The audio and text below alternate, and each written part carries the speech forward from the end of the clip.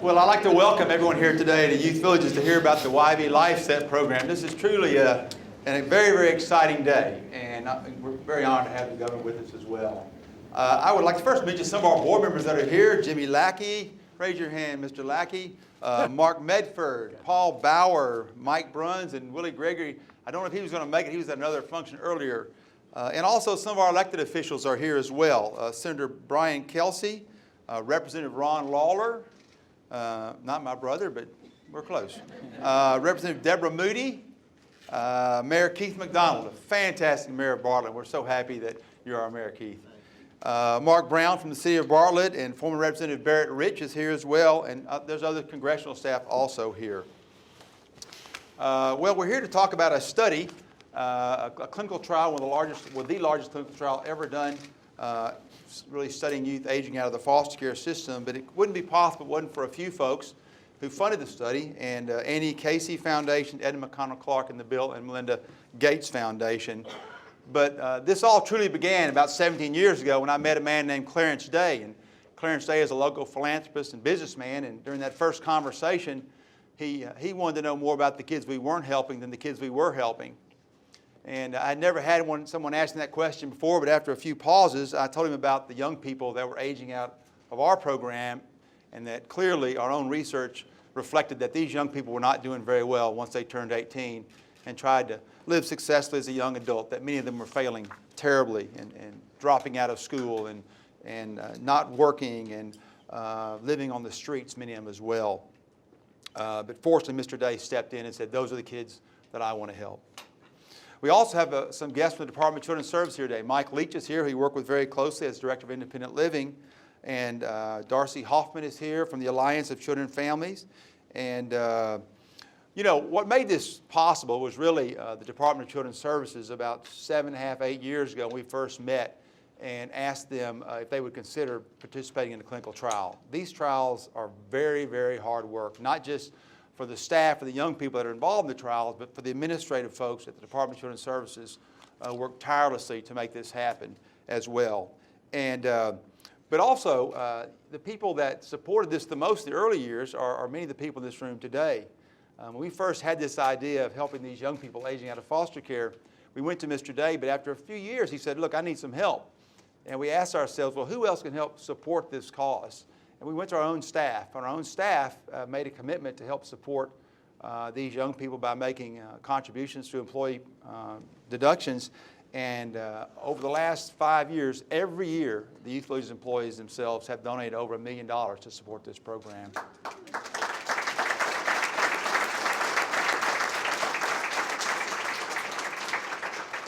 Well, Governor, you're very important, and we have great respect for you, but there may be a few more people in the room even more important today. Can I have all the young people that are part of the YVLifeSet program please stand up?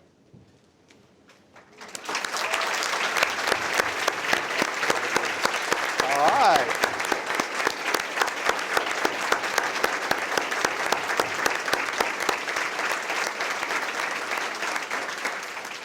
People often ask me, why did you start this program? If you had a chance to spend about 10 minutes with any one of these young people here today, you would understand why. You know, we knew that our kids were failing, but we didn't really know what to do about it until Mr. Day challenged us. And what we found was that with a little support and a little guidance, that these young people can be amazing adults.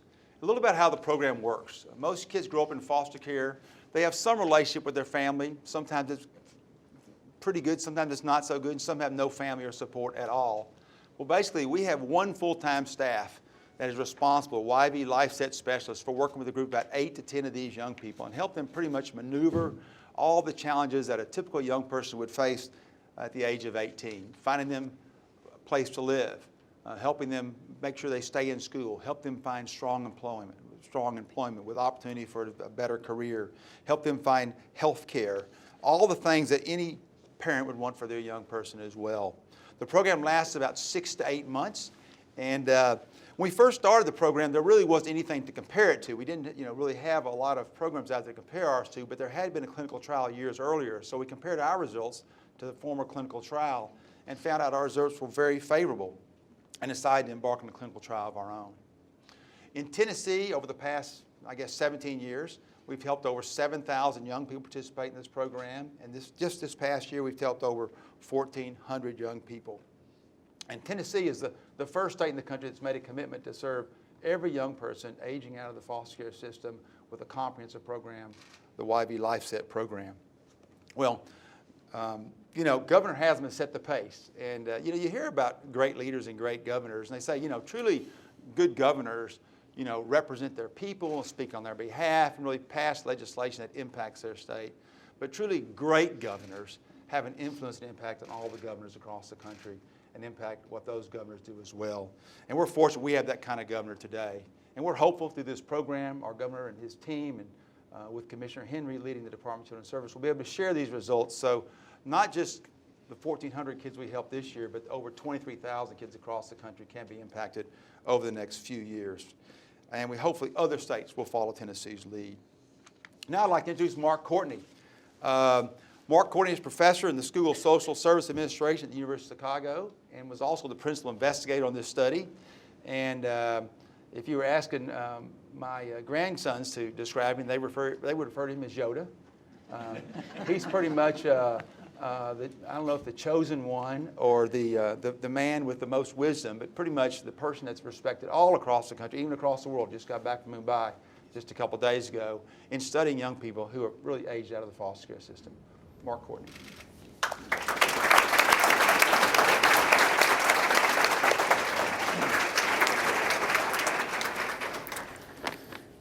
Yoda. I've never been referred to as Yoda before. I like that. Thanks, Pat. I want to start by saying the state of Tennessee and Youth Villages deserve enormous credit for the courage involved in the investment in a program like this over a long period of time and a lot of serious resources, and investing in a clinical trial. It's not done enough in human services. We wouldn't give you a new aspirin or a new vitamin without doing a clinical trial, but we experiment with vulnerable kids and families all the time and don't learn from those experiments. Well, Youth Villages in the state of Tennessee decided they wanted to learn whether this program was working or not. And they deserve enormous credit for that. And the rest of the country benefits because we now know something that works broadly for a population that needs a lot of help. So in the few minutes I have, I'm going to talk about why we need to help these young people, what we've learned from this evaluation, and I think what that means for the rest of the country. I've done a lot of research, as Pat said, on youth aging out of foster care. By the way, I worked with youth aging out of foster care for 5 years in California back in the 80s, and that's what led me to this program of research. And my research shows that these young people just don't do well as far as we follow them. Most places we've never even looked to find out, but when we do, we find out that maybe half of them are employed at any point up to the age of 26. They're about 1/3 as likely to have a high school diploma or GED, even if you go out to the mid-20s. They're about 1/8 as likely to get any kind of college degree. Up to half of them will become homeless by the age of 26. And I could go on, but it's on average not a happy scenario. And if you think about the fact that these are young people we took away from their parents because we were going to do a better job, it's just not an acceptable set of outcomes. And so, as Pat mentioned, Youth Villages launched an evaluation of this program. We randomly assigned, we being MDRC, and I worked with MDRC on this, over 1,300 young people in Tennessee to either getting this intervention or getting the other things that are available to young people across the state of Tennessee. It's young people 18 to 24, and we were able to follow them for a year, followed over 80% of them, and what did we find? We found that across every range of services we looked at, housing, employment, education, health, etc., they got a lot more help than the young people who were not in the program. We found that the young people who were in the program had a 17% increase in their earnings over that period of time, 23% reduction in homelessness over that period of time, 19% reduction in couch surfing, 1/5 reduction in economic hardships, things like not paying a bill because you need to buy food, or not buying clothes and shoes because you don't have the money to do that. Clothes and shoes that you need for employment, things like that. Reduction in mental health problems, and a 28% reduction in violent relationships. So improvement in outcomes, significant improvement in outcomes across a variety of domains. We found these impacts across subgroups. So it didn't matter whether you're in urban or rural areas, didn't matter whether you had just been in the child welfare system or just in the juvenile justice system or both. So these findings were really robust to a bunch of different characteristics that sometimes differentiate whether people benefit or not. So what do I think? I was asked, well, what do you think makes the program successful? And I've evaluated lots of programs. As Pat said, there's been other clinical trials. And in other circles, I'm known as Dr. Doom because I've done these evaluations and they don't have any, the programs have not shown an impact. I like being affiliated with this if for no other reason than I have good news to tell. But I think what makes a difference is a few things. One, the intensity of the program. This is just much more intensive engagement with young people and what's going on out there as business as usual, or even some of the special programs that are trying to help this population. In fact, most of them. It's intense in terms of the relationship and the amount of time that the specialists can spend with the young people. It's intense in terms of the evidence-based training they get, so the tools that the transition specialists have. The flexibility of the program, it meets the young people where they are. In fact, that's one of the reasons why we think we see a range of impacts, is that you really can only have an impact in an area where a young person needs help and wants help.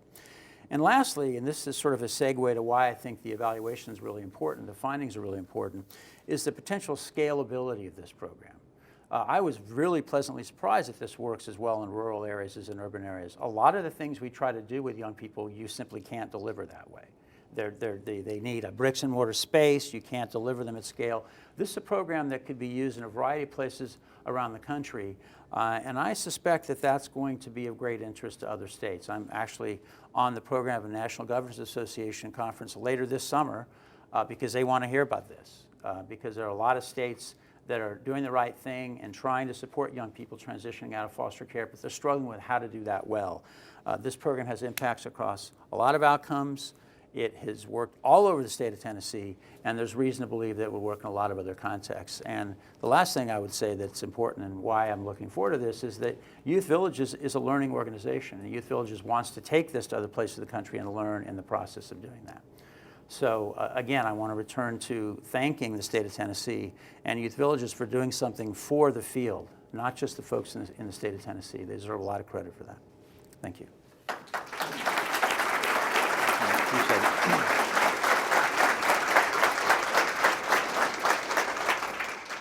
Thank you, Mark. Now I get to the best part of the day, is to introduce one of the young people that is a participant in the YVLifeSet program. Justice Rutherford, she's 19 years old. I asked her earlier, how long have you been in foster care? And she said, as long as I can remember. Wow. So you're going to have a chance to hear her story. But she's currently a student at Southwest Tennessee Community College, majoring in business management. Justice.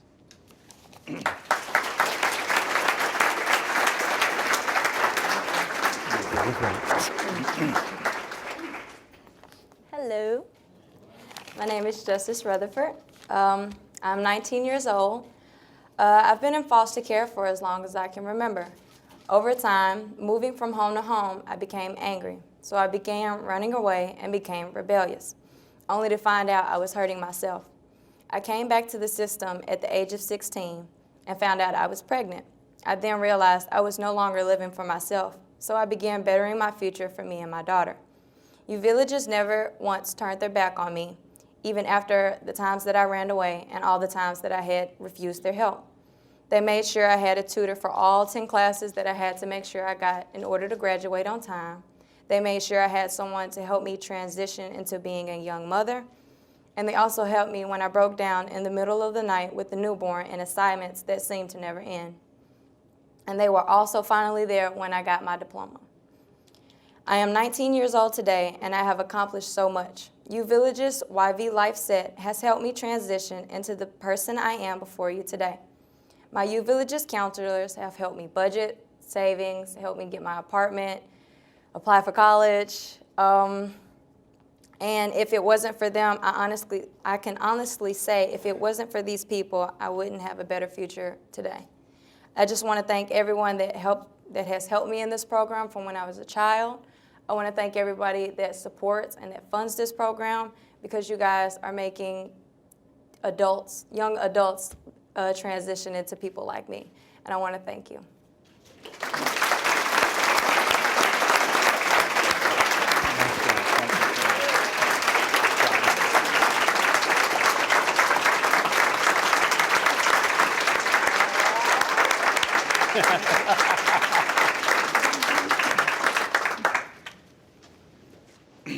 Bill Haslam was reelected to his second term as Tennessee's governor with the largest victory in modern Tennessee's history.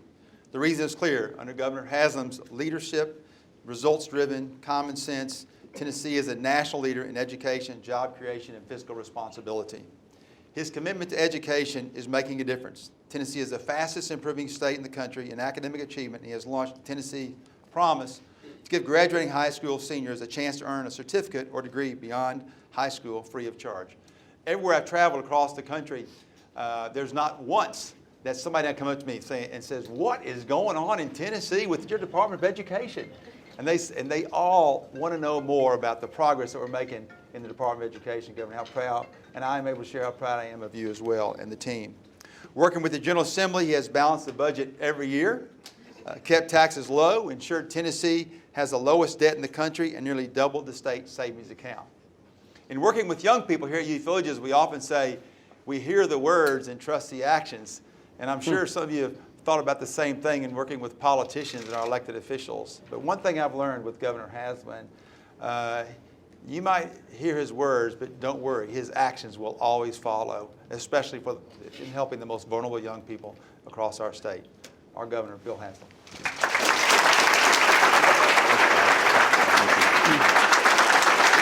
Thanks, Pat. Thanks, Justice. Thank you. Please have a seat. Thanks. Well, to all the Youth Villages workers, I thank you very much for the warm greetings. We walked down the hall and everybody lined the sides applauding. And as I was walking down the hall, Pat said, "Don't worry, they do this every morning when I come in, Governor." So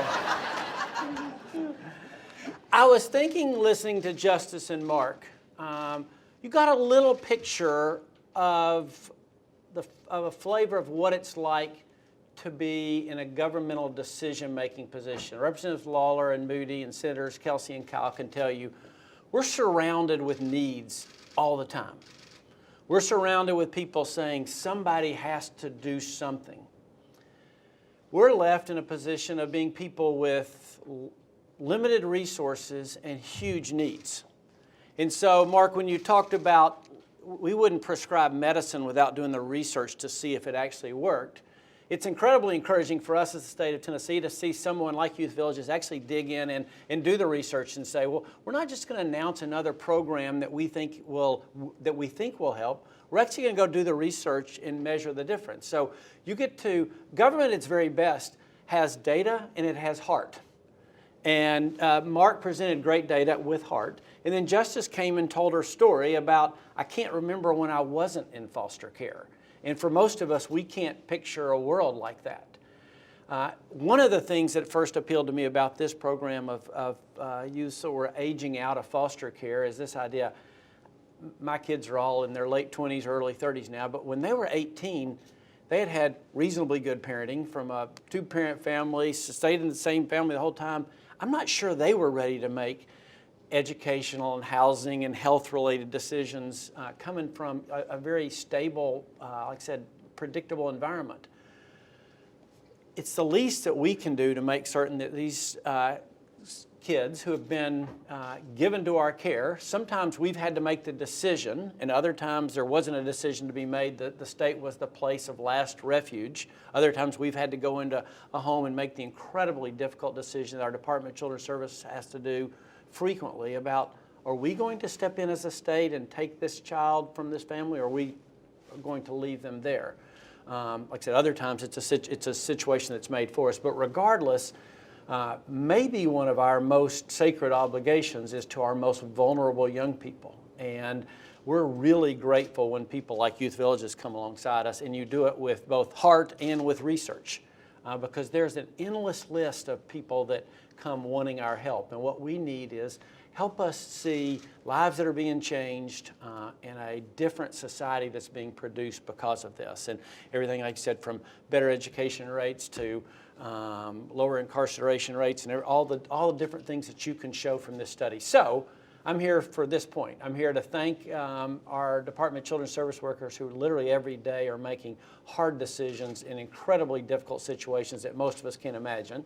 Second, to thank Youth Villages for coming alongside us and being a great partner and thinking of innovative ways like this that can help transition youth to adulthood.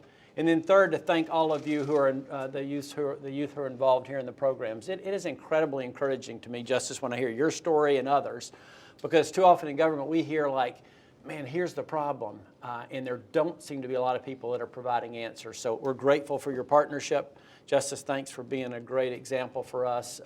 And on behalf of the state of Tennessee, it's an honor for us to get to do this. We're both proud of the fact that we're the only state to do this, and we're a little regretful that others haven't come along with us. But Mark, I'm glad you'll be with the rest of the governors here in about 4 weeks, and I look forward to sharing your story with them. On behalf of all of the state of Tennessee, thank you for some really great work. Thanks.